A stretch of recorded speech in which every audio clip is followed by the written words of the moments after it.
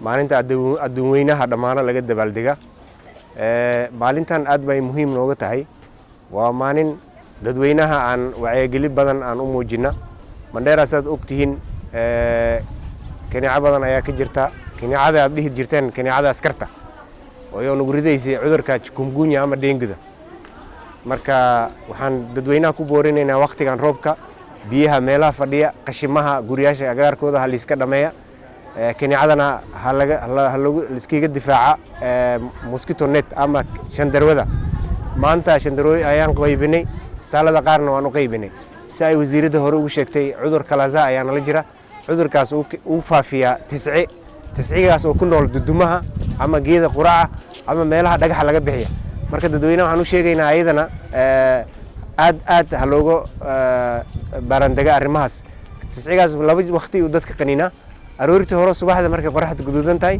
iyo galabtii markay dhacayso markaan is ilaalinay insha Allah aqabada weyn oo aad nooga haysa dadweynaha Mandera oo ku saabsan kalazaga waxa waaye qafka markuu cudurka ku dhaca aad u daha istaalada ku wareeganaya istaalada private ku wareeganaya waxa meelaha kala waxa lagu suubiyo aadaya istaalka marka wuxuu imaanaya soo daahay oo organ failures develop grade marka waxaan codsanaynaa qafka markuu isku arka qandho badan ama beerko bararay si degdeg waxa laga yaabaa inay kalaza tahay istaalka si degdeg ah ugu imaado. Assalamu alaikum, our great people of Mandera. Today being the World Malaria Day 2025, we come together under a very powerful theme, which is Malaria ends with us, reinvest, reimagine, and reignite. This is not just a slogan, it's our united call to action. The first part of the theme is reinvest. Malaria continues to claim lives across our county, especially during these rainy seasons. And Mandera's harsh climate and proximity to conflict zones makes us access to life-saving resources even more difficult. Today, only 60% of our households own insecticide-treated nets. This is well below WHO's target of 90%. We urgently call on both national and county governments to increase domestic funding for malaria programs. We also appeal to the global partners to fully replenish health funds like the Global Fund and Gavi, because every shilling invested in malaria yields a return up to 40 times greater in health and economic benefits. The second part of the theme is to reimagine. And to defeat malaria, we must rethink our approaches. We are working to integrate WHO-recommended vaccines like RTS and R21 into our routine immunization programs. But our pastoralists and border communities need more flexible solutions, mobile clinics, digital tracking, and community-led outreach. And we must deepen our partnerships with research institutions like KEMRI to study local malaria dynamics.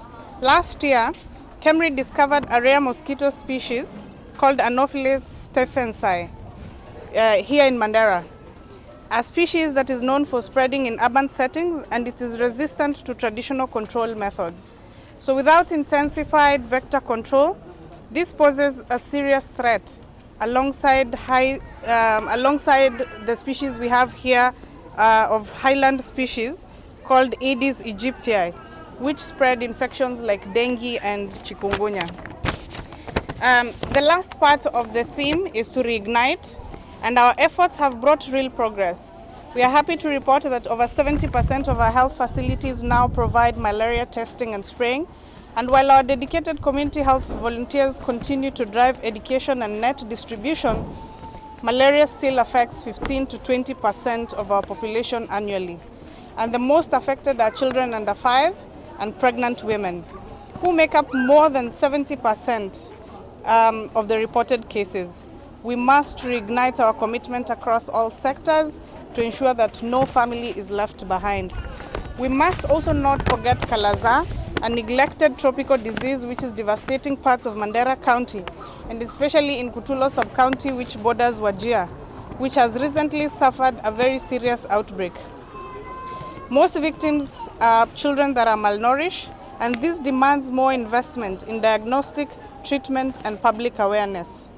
Lastly, we must reinvest in what works, reimagine bold and localized solutions, and reignites our shared urgency to end malaria and neglected tropical diseases in Mandera. Our shared urgency to end malaria and neglected tropical diseases, we must join the big push to end malaria, because malaria should end with us. Together we'll protect our families and secure a healthier Mandera.